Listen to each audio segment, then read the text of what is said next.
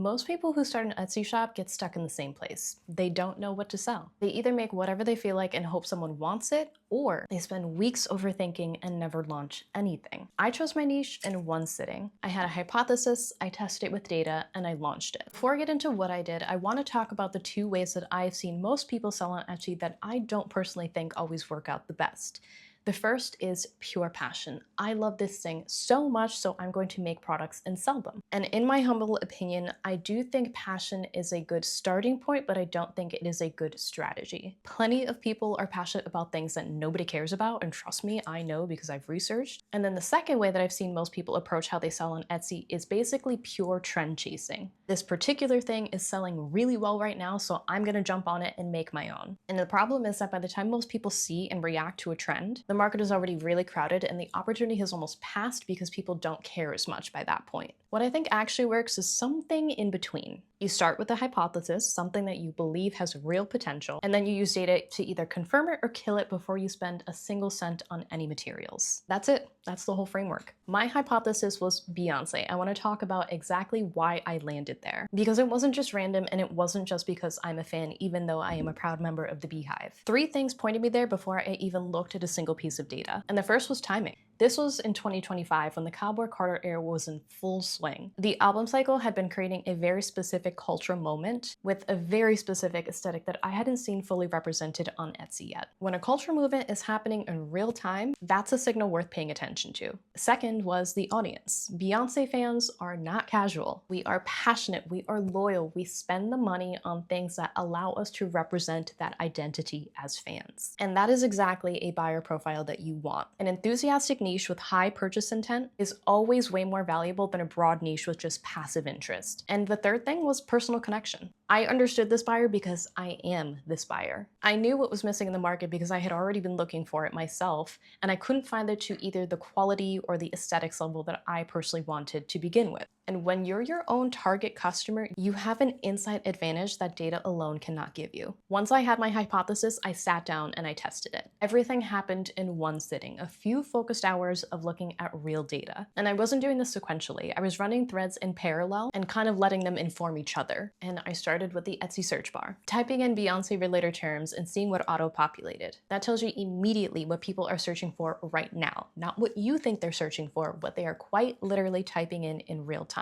I paid attention to which terms populated quickly, which ones had a lot of variations, and which searches seemed to have high demand but thin results when I actually searched through them. At the same time, I was running through all those searches through a Chrome extension called Everbee. Again, there's tons of these that you can look up and use for yourself. But I was looking at the listings that were ranking, their sales volume, their review counts, how long they'd been up, looking at where the gaps were, products that were being searched but barely listed, listings that existed but had poor quality or weak photos. And in doing that, I found multiple gaps across the niche. And I was also thinking about the way that I shop as an Etsy buyer. What would make me click? What would make me keep scrolling? What would make me feel like this product was made specifically for me as a Beyonce fan who cares about quality and aesthetics? That buyer brain perspective layered on top of the data told me exactly where to plant my flag. And then there's also a moment in research where you kind of just know. For me, it was when I found the intersection of three things at once. High search demand, so people were clearly looking for this type of product. Low competition in the specific format and quality level that I was thinking about. And third was a clear way for me to make it with my Cricut at my current skill level. All three of those things had to be true at the same time for me personally. High demand with high competition is too hard to break into. High demand and low competition, but I couldn't make it, it doesn't matter. A product that I could make but nobody was searching for?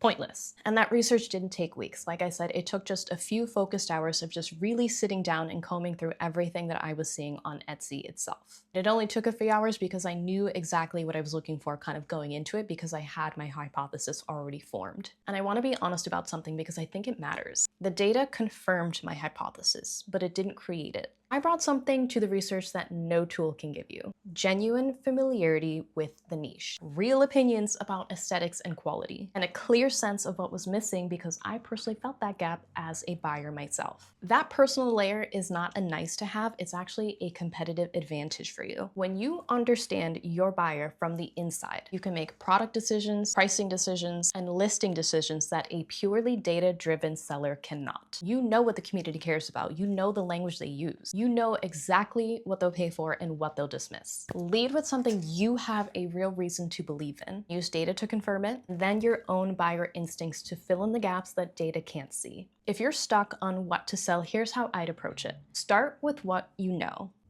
deeply as a buyer, as a fan, as a specific person who has an interest and identity within a specific community. What communities are you a part of? What do you always buy that you feel is always slightly off or not quite to the quality or aesthetic level or whatever it may be to your standards? That feeling is a hypothesis. Then test it. Go to Etsy search bar and start typing in and seeing what auto-populates. And take a look at all of the results that you can find. Then take the most promising searches into a search engine tool like Everbee. Again, it doesn't have to be Everbee, whatever you choose will work just fine. And actually look at the data. The sales volume, the competition density, the quality of the existing listings. Look for the intersection of demand and gap. You're not looking for perfection, you're looking for signal enough to take a bet. And do that in one sitting if you can. Set a timer for 2 to 3 hours and just go deep. And at the end of that, make a decision. Again, the goal is not certainty. The goal is just enough information to actually act upon it. You'll learn way more from launching a product than you will using another week to research your ideas. Trust me when I say that.